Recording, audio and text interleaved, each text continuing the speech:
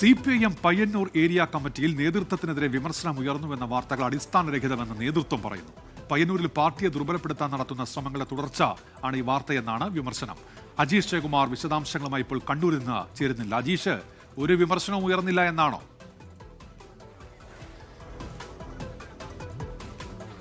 അങ്ങനെയല്ല പറയുന്നത്. ഈ പയ്യന്നൂർ ഏരിയ സെക്രട്ടറിയുടെ പേരിൽ ഇറങ്ങിയ വാർത്താക്കുറിപ്പിലാണ് മാധ്യമങ്ങളെ വിമർശിച്ചുകൊണ്ട് ഇപ്പോൾ ഒരു വാർത്താക്കുറിപ്പ് ഇറക്കിയിട്ടുള്ളത്.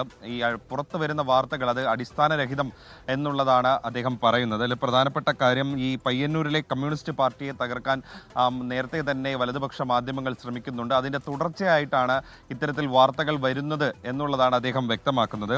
ഈ സംഘടനാ പ്രവർത്തനത്തിൻ്റെ ഭാഗമായിട്ട് വിമർശനവും സ്വയം വിമർശനവും ഒക്കെ അതിൻ്റെ ഘട്ടങ്ങളിൽ നടക്കുന്നുണ്ട്. അത് മറ്റൊരു തെറ്റായ രീതിയിൽ വ്യാഖ്യാനിച്ചാണ് മാധ്യമങ്ങളിൽ വാർത്തകൾ പ്രചരിക്കുന്നത് എന്നാണ് Payyanur area secretary P Santhosh ഇറക്കിയ വാർത്താക്കുറിപ്പിൽ വ്യക്തമാക്കുന്നത്. കഴിഞ്ഞ ദിവസമാണ് പയ്യന്നൂർ ഏരിയ കമ്മിറ്റി യോഗം ചേർന്നത്. നിശിതമായിട്ടുള്ള വിമർശനങ്ങളാണ് ഈ പയ്യന്നൂർ ഏരിയ കമ്മിറ്റി യോഗത്തിൽ ഉയർന്നത്.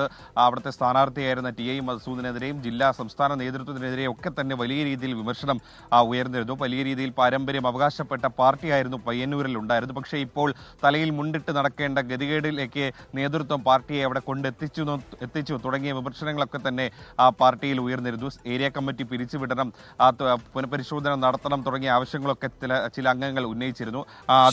അതിന് പിന്നാലെയാണ് ഇപ്പോൾ ഈ വാർത്തകളൊക്കെ നിഷേധിച്ചുകൊണ്ട് ഏരിയ സെക്രട്ടറി തന്നെ ഒരു പ്രസ്താവന ഇറക്കിയിരിക്കുന്നത്. ഉന്മേഷ്. അജീഷ് ജയകുമാറാണ് കണ്ണൂരിൽ നിന്ന് വിവരങ്ങൾ നൽകിയത്.